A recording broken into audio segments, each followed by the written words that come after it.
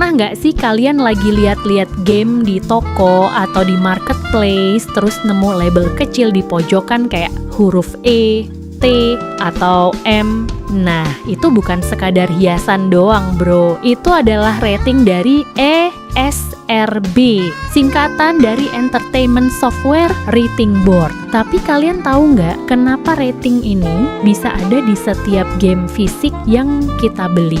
Ceritanya lumayan seru dan sempat panas juga di awal-awal kemunculannya, apalagi pas video game mulai berani nunjukin kekerasan yang cukup eksplisit.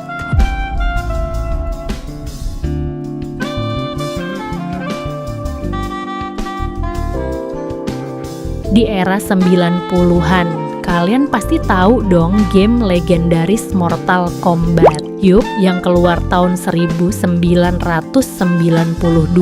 Nah, game ini tuh salah satu biang keroknya Mortal Kombat waktu itu ngebuat geger karena ada adegan fatality yang sadis banget, kayak cabut tulang belakang musuh, ngebakar musuh hidup-hidup, sampai ngebelah badan dua. Grafiknya sih masih pixel ya, tapi di zaman itu udah tergolong ekstrim banget, bikin anak-anak takjub, tapi bikin orang tua ngamuk. Gara-gara kekerasan di game makin brutal, para orang tua di Amerika mulai panik. Mereka takut anak-anak mereka terpengaruh dan jadi agresif. Dan kalian tahu siapa yang akhirnya ikutan ribut? Pemerintah. Tahun 1993, Kongres Amerika Serikat sampai bikin sidang khusus buat ngebahas soal video game yang nggak pantas. Dua game yang paling jadi sorotan adalah Mortal Kombat dan Night Trap. Nah, Night Trap ini adalah game interaktif yang diisi sama adegan yang katanya mengandung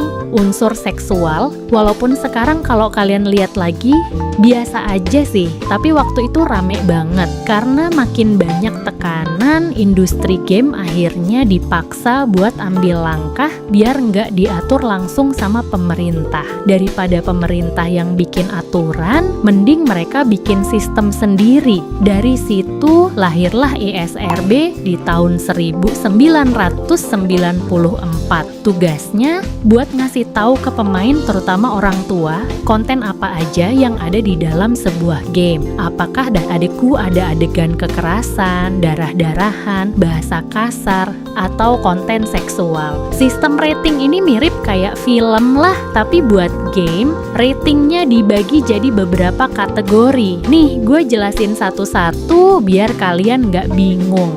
Untuk everyone artinya cocok buat semua umur. Biasanya gamenya aman banget kayak Mario, Animal Crossing, atau game olahraga ringan. Ini Venom Plus untuk everyone 10 and up ini masih aman, tapi mungkin ada sedikit aksi atau humor kasar ringan. T untuk teen alias remaja 13 tahun ke atas. Gamenya mulai agak intens, bisa ada kekerasan ringan, darah tipis-tipis, atau dialog yang lebih serius. Contohnya kayak Fortnite atau beberapa game RPG. M untuk mature, ini buat 17 tahun ke atas. Kontennya udah berat, kekerasan parah, darah, kata-kata kasar, sampai adegan seksual. Contohnya kayak GTA 5, Call of Duty, atau The Last of Us. AO untuk adults only. Nah, ini jarang banget kalian temuin karena kebanyakan toko nggak mau jual game dengan rating ini. Biasanya berisi konten dewasa banget, entah itu kekerasan, super sadis, atau konten seksual eksplisit. Bahkan banyak konsol kayak PlayStation atau Nintendo yang nolak game EO, dan mulai sejak saat itu setiap game fisik yang rilis buat konsol besar kayak PlayStation, Xbox, dan Nintendo wajib tempel label ESRB di bagian depan atau belakang boxnya. Bahkan sekarang di toko digital kayak PlayStation Store atau Microsoft Store pun juga ada informasi rating ini. Jadi bukan sekadar formalitas doang, itu penting banget buat kasih gambaran ke orang tua dan pemain tentang apa yang mereka beli atau mainkan. Lucunya, dulu yang bikin ESRB muncul karena dianggap terlalu liar, sekarang malah jadi standar yang dipakai hampir di seluruh Amerika Utara. Dan ini bukti juga kalau industri game bisa nyesuaiin diri sama kritik masyarakat tanpa harus diperbagus pemerintah. Jadi, rating ESRB itu bukan buat ngebatasi kalian, tapi justru buat ngasih pilihan biar tahu mana yang cocok buat kalian mainin dan mana yang harus nunggu dulu sampai cukup umur. Nah, sekarang kalian udah tahu kan kenapa setiap game fisik ada ratingnya dan kenapa dulu bisa ribut banget cuma gara-gara